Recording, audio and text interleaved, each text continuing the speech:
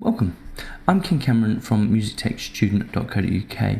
So in today's session, we're just going to look at a few pieces of news and some updates that have been happening on Music Tech Student, along with the new courses that have been available. Now, I've been working really hard the last few weeks to create a few courses and get them uploaded. And so far, I think we're up to three brand new courses, but in total, it was something like 33 new lessons, which was absolutely mental to try and get done. So it has been a tough week, but we've managed to do that. And then finally, we're going to look at the areas of study for the full A-level music technology. Now, one of the conversations that I've been having this week with a few of my students is how are these four components made up? What are the topics that need to be studied? And this came a massive realization that if we identify this early on, the students can be more proactive in chasing down the information and finding out what they need to know. And it's something that I've started now to reinforce. And sometimes this happens, doesn't it? You have a conversation and actually, the more information they get, the better they can prepare themselves. So rather than thinking, oh, I've got 2 years, I might as well just sit back and relax, they can actually be more proactive and they can just have a look at this stuff and start studying up. So that's what we're going to look at. So let's head on over to Music Tech Student and let's see what we've been up to. So here's the main page, obviously. Over on the teaching page, so the teachers area, and we still haven't got the navigation done, apologies for that, but if you scroll down to the bottom, you're going to notice that we've got the same free course we've always had. We've got this assessment and reporting for Google Classrooms area, and now we've also started the scheme of work for year 12. Just to kind of say that it is unlikely that we're going to get the year 13s done this year. In actual fact, I was meant to get more done on this than I actually did. So you might have to just be a little bit patient with me on this, but I've kind of been updating it for going. I've been having some good ideas and I've been fitting them in as well. So at the moment, we just have 2 lessons. So we have the full scheme of work that I'm using for year 12 that you can just have a look at and see how I'm breaking things down. And then I have my first week. Now, the good thing about this first week is it acts as a template for all weeks. So if you want to go down a different pathway and you're using Google Classroom and you're trying to put all your assessments together, this will act as quite a good template for you. And it is plain text, so you should be able to copy and paste it straight into your own work or whatever. I have added some extra bits. So one of the thoughts that I was having this week is it might actually be good to put the areas of study that this week actually refers to. So I've just spent a bit of time in kind of mapping out all of the areas of study as well, and that was quite useful. So that's what's been happening over on the teachers area. We've also finished the sampling course, so there's 3 new courses. So we were up to 7 by the end of last year. We was up to this one, and we've just added up or put in the sampling effects, creating your own sampling instrument, and then creating a composition using samples. This was created by Marie, who is absolutely fantastic. If you haven't looked at any of her lesson plans yet, you've really got to. They're absolutely brilliant. She provides all of the resources, including presentations and everything. They're brilliant. So check them out. The next thing we're working on over on the courses page then, so this is 2 weeks worth of work really. We've uploaded the distortion and lo-fi, so this covers all of the kind of distortion effects and how to use them creatively. This was for Logic Pro, created by Scott Robinson. Then we have the audio tools for Pro Tools, which was Sam Stubbing's work, which is absolutely amazing. If you use Pro Tools, this is something we're kind of slowly pushing towards. So this is kind of our third door.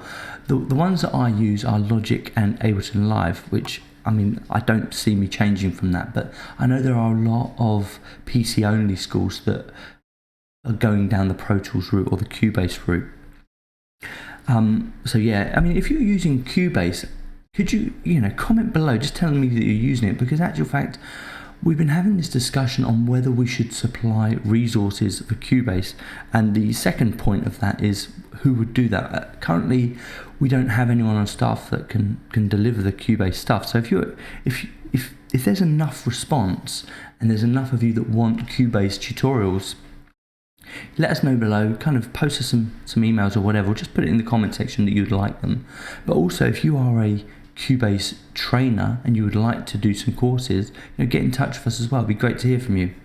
And then finally, we've got Lewis Saunders audio effects for Ableton, and we are building up all of these sections slowly but surely. So we've changed the menu bar now. So you may remember it was still based on the old specification up till last year, but now we've got it kind of changed a little bit. So the first one is every single course that we've done, which is if you just want to scan through and see what we've done, you'll find them all there, including the old spec stuff.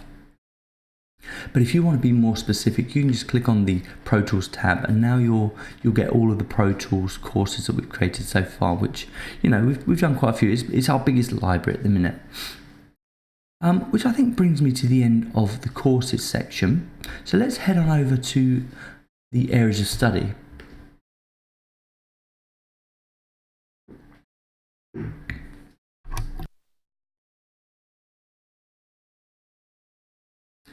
Sorry about that. The areas of study then. So this is the main A-level page, and from here you can get to the areas of study. I'm not sure if they're locked down. They might actually be locked down, and I apologise for that if they are, but I'm going to show them to you anyway so you can have a quick look now. So let's go on to area of study 1. Area of study 1 is the biggest area. So you're looking at recording and production techniques for corrective and creative purposes, but this is actually the bulk of everything that you're going to do in components 1 and 2 and 3 and 4 really. And it deals with the general use of the software and general use of the hardware and capturing and pretty much everything. So it's built up of 14 items. So the first item is this kind of introduction to software and hardware. Then you've got the capturing of sound. Then you've got synthesis, sampling, sequencing, audio editing, pitch and rhythm correction, automation, dynamic processing, stereo, EQ, effects, balance and blend, and then mastering. So you can see that it's all there. Now, you can get all of this on the A-level Music Tech website, which is Pearson EdXL. But what they do on there is they do it for each and every component. Now, that's really useful, of course, if you're looking at the individual components. But if you're looking at an overview, this one that I've made up here is brilliant, because at the very top it shows you all the components and how they're linked, so what you need for each component. But then as you scroll down, I've consolidated all of the areas of study into detailed lists, or into one detailed list.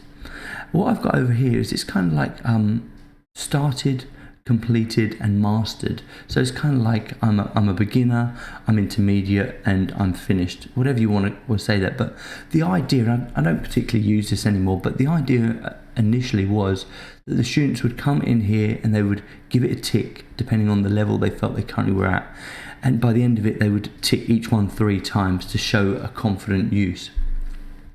So as you scroll down, you'll see that everything that the students need to research and study is there, and it tells them exactly what they need to do with no hidden factors for all of their course. So if they're ever saying to you, "Sir, I haven't learnt this," you can be like, well, actual fact, here's the area of study, let's go and tick it off, and anything that we haven't ticked off, let's work on now. And the earlier you do that, especially if your students in year 13, now would be a really great time to give them this as kind of a homework task. Say, look, let's tick off what you know, let's kind of highlight what you don't know, and let's work through it. Just making sure you consolidate all that information, but it's all here. And if you go into Music Tech Student, you'll notice that we're pretty much now, if I just scroll through, I think we've got something for every single one of these courses. I might be wrong, I think we're pretty much there though. I think some of the audio editing is there vaguely, but I think we've got a course to come on that one. But for the most part, it's all there as video courses that they can also use as well. Yeah, the automation one I think is still coming. I think we've got that coming in the next couple of weeks actually. Other than that, I think all of them there. The effects one, we've got vocal effects still to do as well. Yeah, so we've got this one to do, and this one, the lo-fi effects, that's part of the distortion course. Yeah, so there's a couple of things. Oh, and the mastering, and we haven't quite. We do have mastering areas on the Music Tech site, but they're generally built into the courses for the component. But we will do a course just for mastering, just to kind of highlight that as well. So have a look through that. and give it to your students to tick off. So that's Area of Study 1. Area of Study 2 is a lot smaller, and so is Area of Study 3. So the principles of sound and audio technology, you're looking at acoustics, monitoring speakers, leads and signals, digital and analog, numeracy and levels. We haven't done as much on these. They've all been covered in the courses apart from numeracy and probably digital and analog, but other than that, so we've still got these two to do. But once again, it's all here, and students can go away and do some research. And remembering that this is the bulk of the course. So Area Study 1, 2 and 3, this is what makes up the course. And then finally Area Study 3, which is a very small one, and I tend to cover this alongside the history and development tasks that I set them as well. And there you go. So that's pretty much what I wanted to bring your attention to today, and that's kind of it. And just to say, it might not be a bad idea to give this to your students to have a little look at and kind of just start marking it off. It's all there on the Music Tech website. If there's anything that you think that is missing or anything that you would like immediately, give us a shout. We'll try our best. I think pretty much all of that stuff should happen this year. We're pretty much on target for it. And I think if you look at the roadmap, it's all pretty much there. So hold on a second. Let me just head on over to the roadmap and just see what we've got. Let me just go back in. So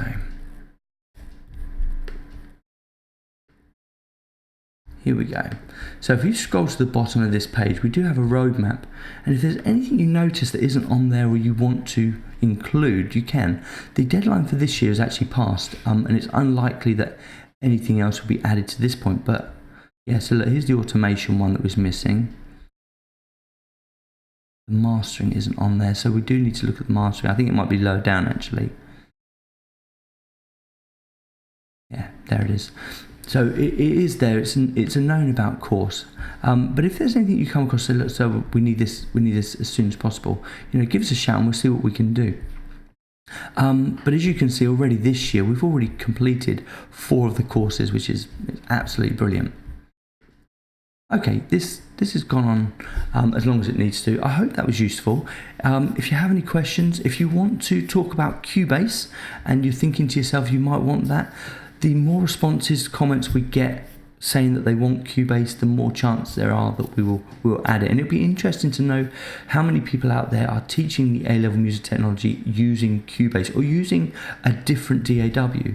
I mean, ultimately, we will try and accommodate as many people as possible. It's not always possible, and it might take a little bit of time, but actual fact, we want this to be as relevant as possible. So if there's something that you want, something that you feel is desperate, get in touch. Leave a comment below. The more we get, the better. And also, if there is enough comments and you want to be the provider, because currently we don't have anyone on Cubase staff at the moment. There's no one that can do the Cubase stuff. So if you are one of these people that might want to contribute that, give us a shout as well. So I hope that was useful, and I'll see you next week.